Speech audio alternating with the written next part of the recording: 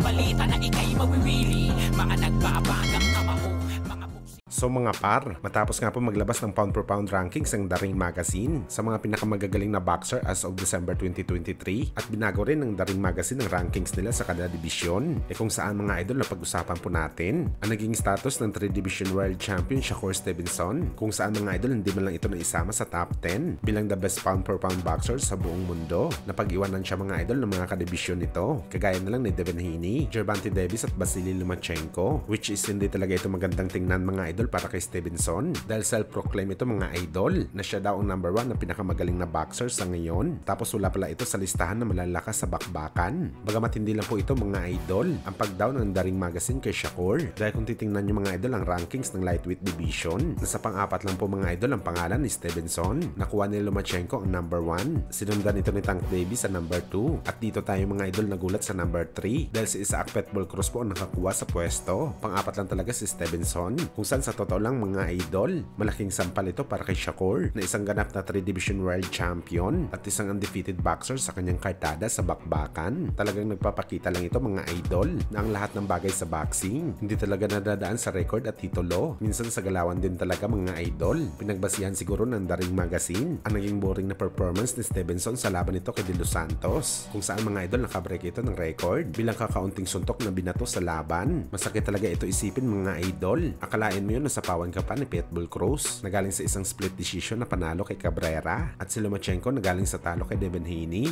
Talagang sampal ito sa pangalan ni Shakur Stevenson.